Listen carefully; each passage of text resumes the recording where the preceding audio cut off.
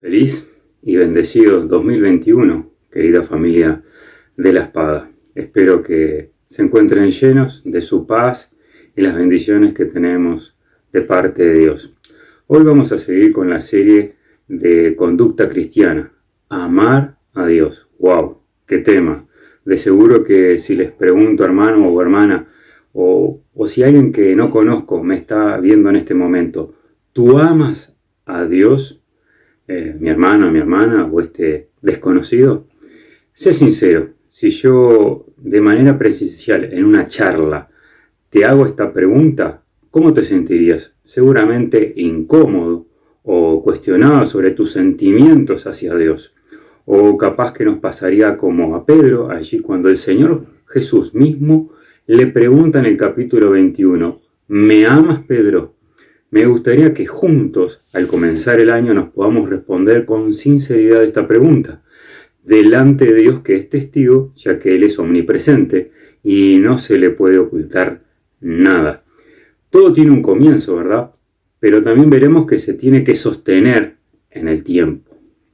Si yo te pregunto cuál es el primer paso para amar a una persona o a la persona de Dios, lo primero es que debemos de conocerle y creer que esa persona quiere relacionarse con nosotros y Dios quiere relacionarse con nosotros como creador que es y sobre todo como nuestro Padre celestial. Para amar a Dios, el primer paso es creer en Dios, como decíamos, y eso lo podemos ver en Romanos 10:9, que si confesares con tu boca que Jesús es el Señor y creyeres en tu corazón que Dios le levantó de los muertos, serás salvo. Y en Juan 1:12 dice, mas a todos los que le recibieron, a todos los que creen en su nombre, les dio potestad de ser hechos hijos de Dios. Y ahí da el comienzo a una verdadera relación con Dios. Y voy a hacer una pregunta, ¿esta es tu realidad? Si no es así, te pido que te comuniques con nosotros para que podamos conversar sobre esta realidad espiritual en tu vida y puedas creer que Dios quiere tener una relación personal contigo, pero lo quiere hacer por medio de su Hijo Jesucristo. Al creer en Dios y al Dios de la Biblia, primero que nada serás su hijo y su hija. Si crees en y a Dios, al ir conociendo su palabra y la verdad, seremos confrontados. Sí o sí seremos confrontados, porque si no seremos simplemente simpatizantes con la fe cristiana. Y para ser verdaderos hijos o hijas de Dios, tendremos que tomar decisiones jugadas, ¿sí? Nos vamos a tener que jugar el pellejo. Recuerdo cuando tomé la decisión por Jesucristo ese día, me acompañó alguien que no era creyente y recuerdo esta frase que me dijo justo antes de pedirle a Dios que me perdonara de mis pecados y que me aceptara como su hijo por medio de Jesucristo y los méritos de la cruz. Y estas fueron sus palabras. ¿Estás seguro de lo que vas a hacer? Porque vas a tener que cambiar tu vida y dejar muchas cosas. ¿Estás dispuesto? Y bueno, ya saben cuál fue mi respuesta. Esto de creer en Dios tiene un comienzo, pero no debería tener un fin hasta que estemos delante de Él. Porque no solo vamos a tener que creer y ejercitar la fe para salvación, sino cada día de nuestra vida le debemos de creer en todas sus promesas y bendiciones espirituales que tiene para nosotros, que están escritas en la Biblia. Bendiciones espirituales al menos hay 33 y promesas, algunos dicen que hay 3.500 aproximadamente. No voy a entrar en números exactos o si las dividimos entre universales para Israel o los hijos o la iglesia. Lo importante no es los números, ¿sí?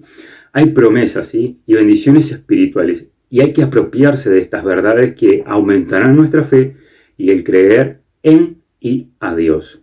Hay dos escuelas para creer o dos escuelas de la fe, que solo las voy a mencionar y alguna vez creo que me lo han escuchado decir.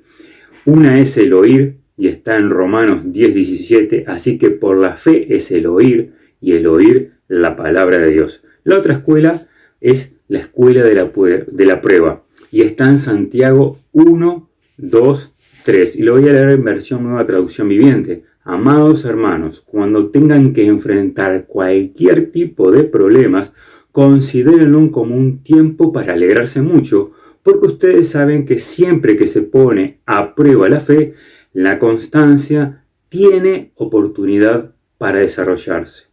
Tiene oportunidad para desarrollarse.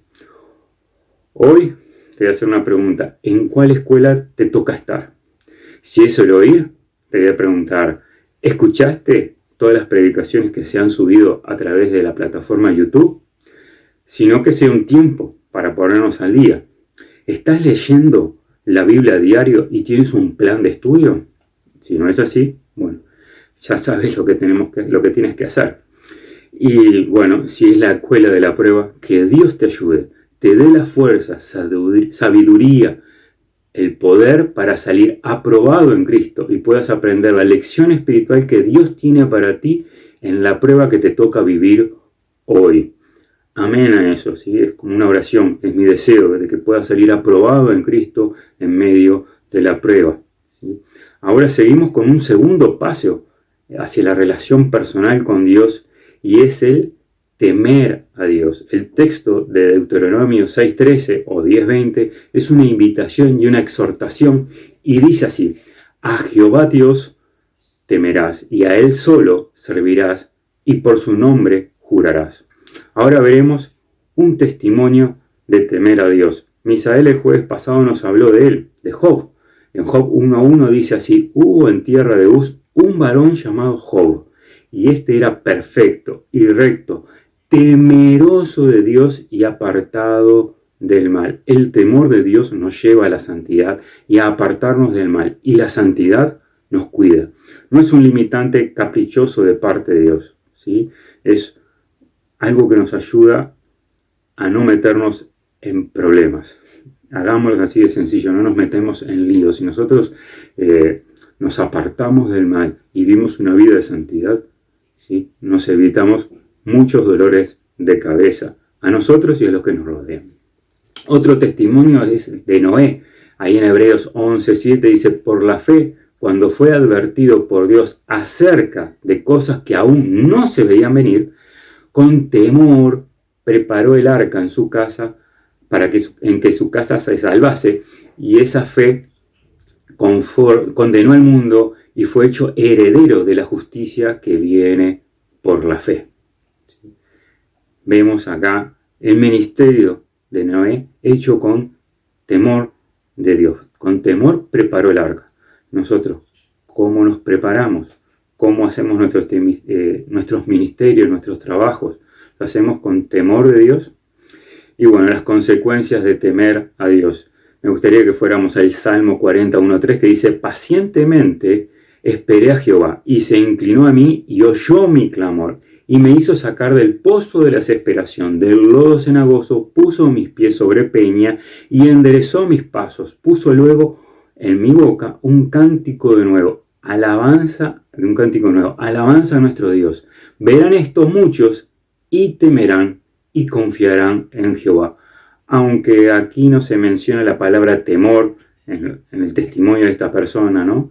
Sí tiene todos los ingredientes de ser temeroso de Dios, y el propósito es la salvación de muchos, la evangelización. Nuestro temor de Dios lo verán muchos y también temerán y confiarán ¿en quién? En Dios, ¿sí? Así que nuestro temor ayuda a otros a que puedan conocer a Dios. Otra consecuencia está en Juan 9:31, que dice: y sabemos que Dios no oye a los pecadores, pero si alguno es temeroso de Dios y hace su voluntad, a ese oye. Y ahí nos está hablando de la oración contestada, ¿sí? Acá vemos una promesa a la respuesta de la oración que hace Dios hacia aquellos que son temerosos y hacen su voluntad. Hacer su voluntad. Me gusta pensar como cuando hacemos bien las tareas domiciliarias, cuando nadie nos ve. Dios bendice teniendo amistad con nosotros, como nos decía Andrés Russell el jueves pasado, pensando en Abraham y la conversación que tuvo con Dios, que en momentos antes de la destrucción de Sodoma. La intimidad y el temor de Dios nos lleva a conocer los planes de Dios. La motivación para temer a Dios. Eso podemos ver en la segunda carta de Corintios, capítulo 7, versículo 1. Dice, así que, amados, puesto que tenemos tales promesas, limpiémonos de toda contaminación de carne y de espíritu, perfeccionando la santidad en el temor de Dios. La santidad se perfecciona. La santidad, tenemos dos santidades, ¿verdad? No voy a entrar mucho en detalle, eso es la santidad posicional, que es la que tenemos en Cristo al momento de creer, que Dios nos ve santos, nos ve limpios de nuestros pecados, pero también está esa santidad progresiva, esa santidad en la cual nuestra vida da testimonio de que hemos conocido a Dios por medio de Jesucristo y que Dios está transformando mi vida y tu vida.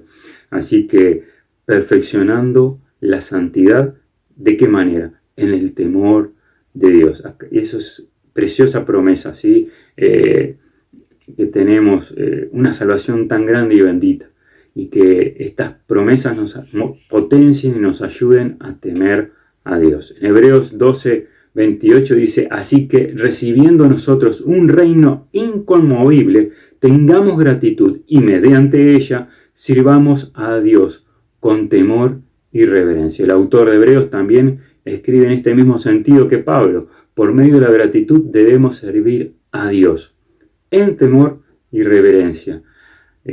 Aquí se nos dice cuál es el motor para el servicio y la forma de hacerlo. Que Dios nos ayude a poderlo hacer de esta manera. Y me preguntaba, ¿qué área de servicio voy a desarrollar este año, en el 2021? ¿Estás desarrollando algún área de servicio? ¿Lo hiciste en el 2020? Bueno, si no estás participando en ningún ministerio, pregúntate por qué no.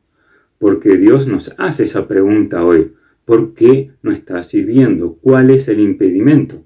¿Estás orando para que Dios quite ese impedimento o te ayude y te dé la oportunidad de servir a Dios donde Dios te puso familia, trabajo, estudio y también la iglesia? ¿Sí? Porque muchos dicen, no, mi primer ministerio era familia y bueno, la iglesia queda muy relegada. Sí, es verdad, Dios nos dio el primer lugar, nuestra casa. ¿Sí? Debería ser nuestro Jerusalén. Pero también tenemos que servir en la iglesia y debemos de buscar oportunidades. Puede haber tiempo que no podemos servir de la misma manera porque tenemos algunos impedimentos, pero tenemos que orar para que de alguna manera el Señor mueva las cosas para que podamos servir a Dios. Yo recuerdo cuando nació Santiago, que fue primerizo, tuvimos varios meses que apenas que podíamos congregarnos y fue un tiempo así. Tuvimos que orar y fue un tiempo en el cual no pudimos servir de la misma manera que lo veníamos haciendo. Y fue un tiempo especial, un tiempo en el cual tuvimos que relegar un poco el servicio en la congregación. Pero en cuanto pudimos, fuimos tomando nuevamente responsabilidades. Y es para todos, no es para algunos escogidos, porque todos somos necesarios en la iglesia de Dios. Todos tienen dones y talentos y formamos parte del cuerpo y del cuerpo de Cristo. Y Cristo es la cabeza y Cristo es el que tiene que comandar a la iglesia y nosotros movernos conforme a Él nos va guiando. Un buen ministerio para comenzar, si no sabes qué hacer, es ayudar en la limpieza del templo o en los arreglos del mismo. Habla con alguno de los ancianos que de seguro te va a ayudar a encontrar tu ministerio. Y a veces también puede pasar que los ministerios van cambiando, porque Dios nos va llevando a desarrollar los dones y talentos en otras áreas y en otros lugares. Y otro ministerio que de repente si no sabes qué hacer es el de intersección, es sostener a otros en oración. Y en eso no hay limitantes, porque en cualquier momento y en cualquier lugar podemos orar e interceder por nuestros hermanos, por circunstancias, por la iglesia, por el país, por nuestra familia. Así que ahí puedes tener un ministerio perfectamente si no sabes qué hacer. ¿Cómo obtener temor de Dios? Ahora veremos dos textos que hablan por sí solos. El primero está en Proverbios 1:7, que dice así: el principio de la sabiduría es el temor de Jehová. Los insensatos desprecian la sabiduría y la enseñanza. No seamos insensatos. No despreciemos la sabiduría y la enseñanza de la Biblia. Y de esa manera poder obtener sabiduría. Y esa sabiduría nos va a llevar al temor de Dios. El otro texto también está en Proverbios, capítulo 2, versículo 5, dice: Hijo mío, si recibieres mis palabras y mis mandamientos, guardares dentro de ti, haciendo estar atento tu oído a la sabiduría, si inclinares tu corazón a la prudencia, si clamares a la inteligencia y a la prudencia, dieres tu voz, y si como a plata la buscares y la escudriñares como tesoros, entonces entenderás el temor de Jehová y hallaréis el conocimiento de Dios. El temer a Dios nos encamina a una correcta relación con Dios para poder decir que le amamos. Antes debemos de temerle. Y por último vamos a estar viendo estos 3 pasos: amar a Dios. Y solo de este texto de Deuteronomio 6:5 podríamos hablar bastante tiempo, pero bueno, no quiero extenderme más en el tiempo. Y esto es conocida como la confesión Shema. Los israelitas la recitaban 2 veces al día, es más completa, yo solamente voy a reducir un poco, porque fue el texto que me dieron. Y dice: Oye Israel, Dios es uno, ¿sí? O uno es. Y amarás a Jehová, a Dios, ¿sí? Con todo tu corazón y de toda tu alma y con todas tus fuerzas, ¿sí? Nuestro Señor también habló de este mandamiento, el amar a Dios como el más importante, y sin todas las palabras de Deuteronomio, todo nuestro corazón.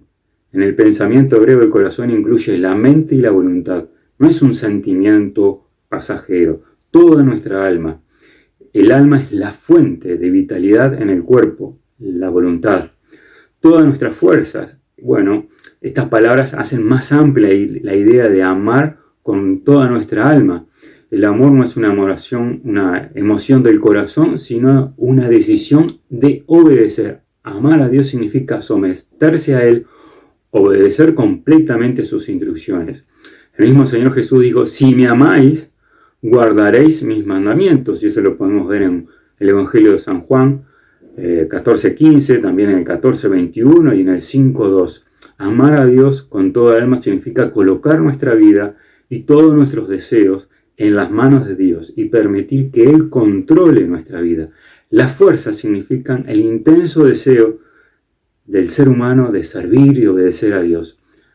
A Jehová con toda la fuerza significa la profunda dedicación que una persona demuestra en su relación personal con Dios y su servicio hacia Él. Un mandamiento de amor para que todos nuestros deberes para con Dios se cumplan por amor. Y ahí le serviremos de buena gana, con excelencia y sin queja. Ahora que ya avanzamos bastante, me gustaría comentarles que, bueno, vamos a ir al segundo texto que me comentaron que estuviera, bueno, que lo usara como para lo que estamos hablando hoy. Y está ahí en Mateo 12:37, dice: porque por tus palabras serás justificado y por tus palabras serás condenado. Y las palabras, cuando habla el corazón. Hay un dicho oriental que dice: el hombre vive oculto bajo sus palabras. Y así parecían estar viviendo los contemporáneos de Jesús cuando exclamó: generación de víboras, ¿cómo podréis vosotros, siendo ser malos, hablar cosas buenas? Porque de la abundancia del corazón habla la boca. También en el Evangelio de Mateo 12:34. Por eso, al hablar hay que tener en cuenta que una palabra amarga puede crear odio, una palabra brutal puede golpear o matar, una palabra agradable puede suavizar el camino, una palabra a tiempo puede ahorrar un esfuerzo y una palabra alegre puede iluminar el día nublado, una palabra justa puede salvar una vida, una palabra con amor puede curar, una palabra que sale del corazón nos invita a confiar. Y bueno, Jesús advierte de un juicio inevitable allí en Mateo 12:37, en el texto donde este versículo, o el contexto, quiero decir que este versículo está, dice que Jesús aprovecha para ilustrar con 2 analogías los árboles frutales y los tesoros, que el centro del mal está en el corazón del hombre, de nosotros, ¿sí? El ser humano. el hecho de pronunciar la palabra no es lo que condena. Lo que Jesús está diciendo es que las palabras ociosas revelan un corazón malvado y que este corazón que trae juicio de Dios sobre tal persona. Tampoco las palabras en sí traerán justificación. Las palabras correctas, las que reconocen y testifican que Dios es el creador del universo y que Jesús es su Hijo y nuestro Salvador, estas son las que revelan un corazón de fe, de humildad y de obediencia. Tal corazón agrada a Dios y traerá justificación de Dios. En cambio, el corazón que es capaz de hablar cosas ociosas, ¿sí?, traerá la condenación de Dios. Toda persona es completamente responsable de lo que es, piensa, habla y hace. Porque aunque es verdad que no podemos cambiar nuestro propio corazón, también es cierto que con la fortaleza de Dios podemos correr y refugiarnos en aquel que nos renueva nuestros corazones y nuestras vidas. Podemos acercarnos al trono de la gracia para que Dios cambie, transforme nuestra mente, transforme nuestro corazón y transforme de esa manera nuestras acciones y nuestras palabras. En conclusión, tenemos un Dios que es digno de nuestra reverencia y amor.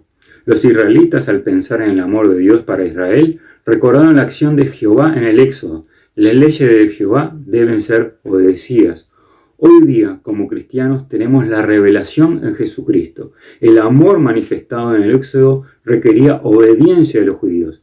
¿Cuánto más debe el amor manifestado en el Calvario requerir la entrega total de nosotros? No podemos ni debemos escapar de esta verdad. Le debemos amar así como Él nos pide.